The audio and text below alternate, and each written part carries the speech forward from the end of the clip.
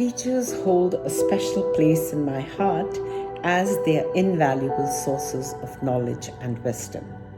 I deeply respect teachers because I believe that learning is a lifelong journey and educators play a crucial role in shaping not only our minds but also our character.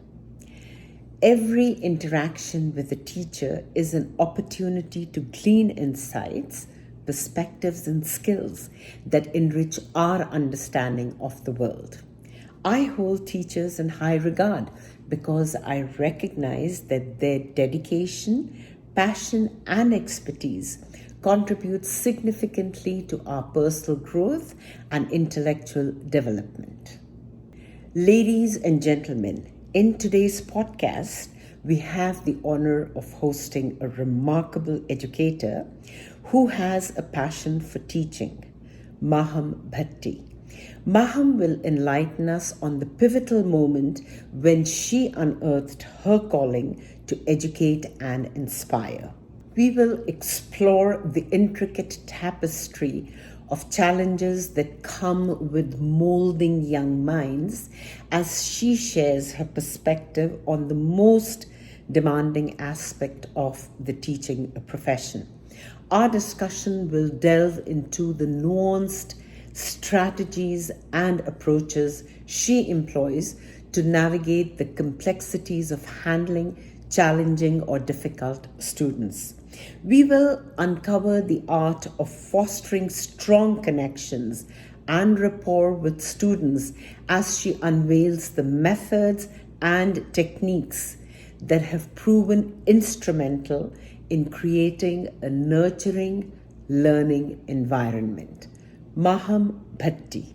Good morning, Maham.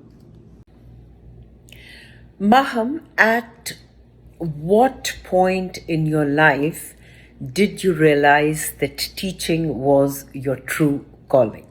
The moment that I realized that teaching was my true calling was when I started taking teaching roles outside of like my education career. So I used to teach at a refugee center just to help kids at their primary years learn like math and science. And then I also took on a role at my local mosque to teach different aspects of Islamic literature. And so that's when I kind of realized that I wanted to be in it just to help people and help kids find what they want to do. In your opinion, what is the most demanding aspect of being a teacher? I think the most demanding aspect of being a teacher is just trying to juggle everything all at once. You have like different needs of children in one classroom. And you have about 30 kids in each classroom, so that can be a lot. And then just trying to find to manage time in between like meetings, and then making sure you're planning with your other colleagues, making sure that you're doing professional development, making sure that you are following different guidelines for the resources that other students might need. So I think just like being pulled in multiple different directions is definitely the most demanding aspect. Maham, could you share some strategies or approaches you use to effectively handle challenging or difficult students? So there's definitely going to be challenging and difficult students in a classroom, but in order to combat that, the best way to do so would be to build a relationship with them, just a strong bond. The best way that I usually do that is just by getting to know them. Usually if I do have some type of challenging or difficult task in class or a student that doesn't want to do any work, I usually try to pull them aside, maybe pull them in the hallway, just kind of see what's going on, see if there is anything that I could do for them. Most often it's usually something that's happening outside of the classroom, so like something in the home that's kind of triggering some of those behaviors. But the best way to do that is just by building that relationship with them and then having them be comfortable so that way they can tell you what is wrong and why they might be having a bad day. Can you describe the methods or techniques you employ to establish a strong connection and rapport with your students? So the strong rapport definitely comes from just like talking to them, just seeing how they are doing day to day, checking in with them as they come in. Usually what I do is I'll greet my students by name. So as they walk in through the door, I greet them with their names. So that way they know that I see them, that I know them. And generally that's kind of the best trigger for them to open up to me a little bit more. Usually they'll tell me a little bit more about their day or what they did over the weekend. And that's honestly how you build that connection. And just being real with them is just really important.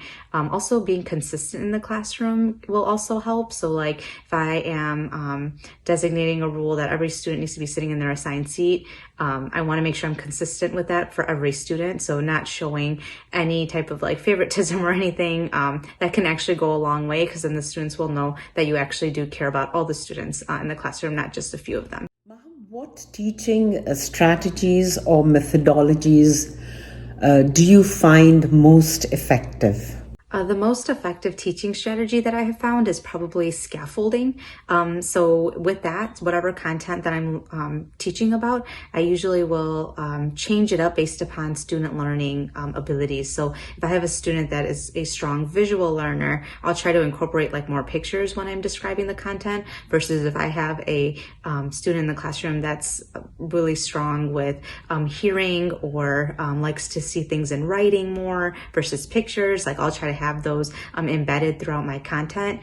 Science is a really great subject to teach because there's a lot of labs and there's a lot of station activities. So I kind of get the privilege to have them be at different stations and then showing them different concepts, or the same concept rather, but just in different ways. So sometimes I might use more pictures, sometimes I might use it in writing, sometimes I'll embed a little bit more reading, just kind of based upon whatever is most effective for that student. Are there any innovative projects or initiatives that you have implemented in your classroom? One of the innovative projects that we've been working on is usually a part of our ecology unit.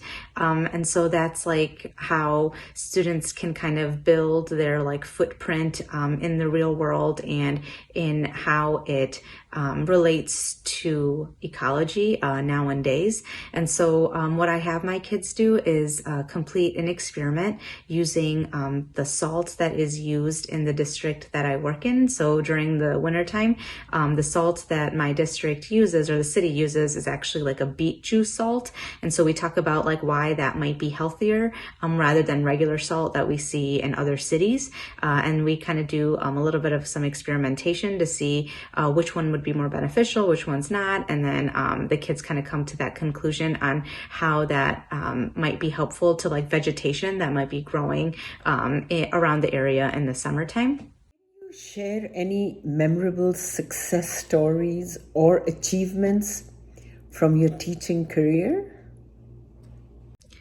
I think there's a lot of successes in the teaching career. Most of them come from the students. So depending upon how well they're doing, if I have a student that is totally failing my class at the beginning of the semester, but then they pull through and then they show growth and they start learning a little bit more towards the middle of the semester and they pass with a better grade, like that's a success for me.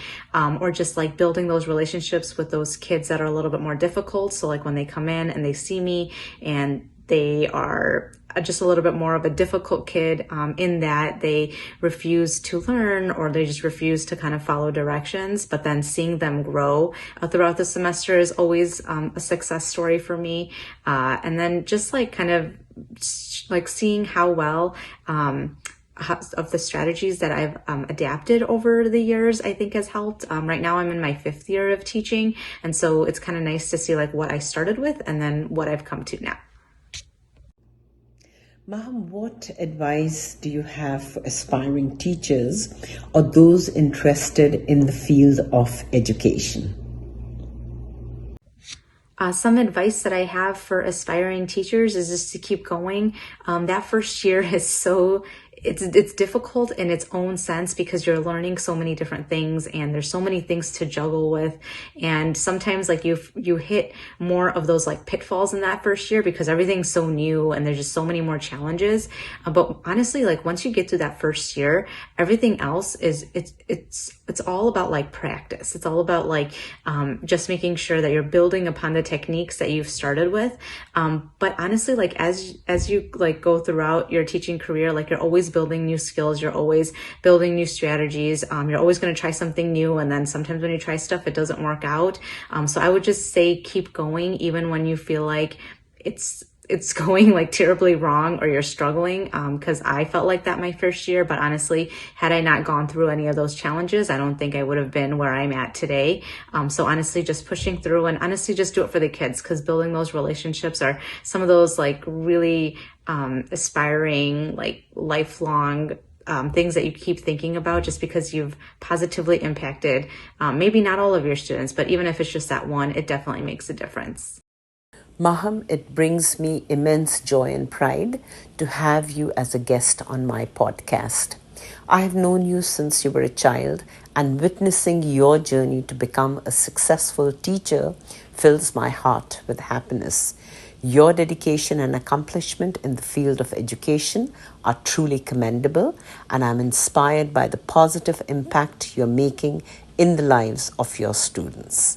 Thank you once again, Maham.